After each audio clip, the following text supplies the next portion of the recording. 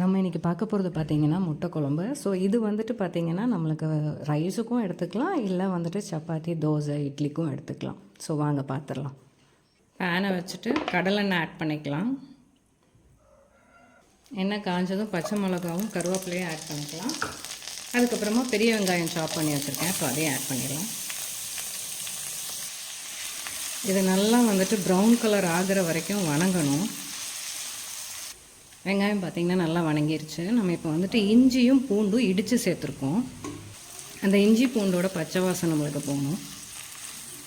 இந்த ஸ்டேஜில் நம்ம தக்காளி ஆட் பண்ணிக்கலாம்.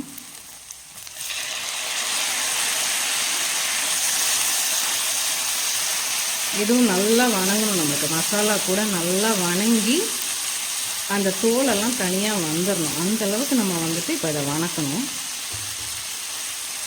இது வந்து நல்லா வணங்குறதுக்குள்ளார நம்ம என்ன பண்ணலான்னா, நெக்ஸ்ட்டு வந்துட்டு மசாலாஸ் வந்துட்டு என்னென்ன நம்ம அரைச்சி ஆட் பண்ண போகிறோமோ அதெல்லாம் வந்துட்டு அரைச்சிடலாம்.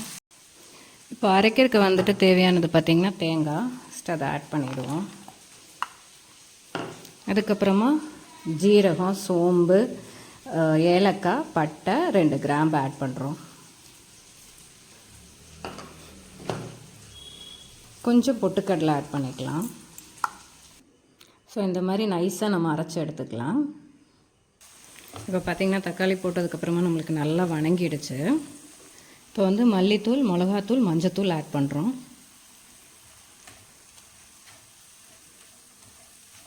இப்போ பார்த்திங்கன்னா உங்களுக்கு தெரியும் எண்ணெய் விட்டுருக்கு. தேங்காய் மசாலா பேஸ்ட் வந்துட்டு இப்போ ஆட் பண்ணிடலாம். தேவையான அளவு தண்ணி சேர்த்துட்டு மிக்ஸ் பண்ணி விட்டுக்கோங்க. தேவையான தண்ணியை ஊற்றிடலாம். தேவையான அளவு உப்பு ஆட் பண்ணிடலாம்.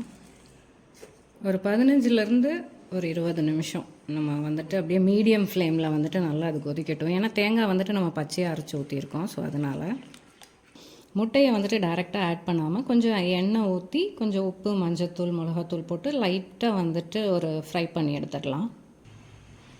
பேனில் வந்துட்டு எண்ணெய் ஊற்றி மஞ்சத்தூள், உப்பு, மிளகாத்தூள் லைட்டாக போட்டுக்கலாம்.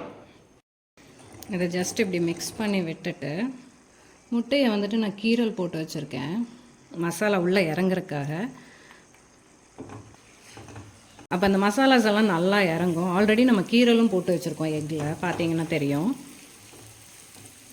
இப்போ குழம்பு நல்லா கொதிச்சிட்ருக்கு. இந்த ஸ்டேஜில் வந்துட்டு நம்ம எக்கு எண்ணெயில் போட்டு லைட்டாக டோஸ்ட் பண்ணியிருக்கோம் இல்லைங்களா, ஸோ அதை ஆட் பண்ணிடலாம். அவ்வளோதான். இதில் வந்துட்டு நம்ம மல்லி இலையும் கருவேப்பிலையும் லைட்டாக மேலே ஆட் பண்ணிக்கலாம். அவ்வளோதான், முட்டை கிரேவி ரெடி ஆகிடுச்சு. முட்டை குழம்பு வந்துட்டு நம்மளுக்கு பர்ஃபெக்டாக ரெடி ஆகிடுச்சு.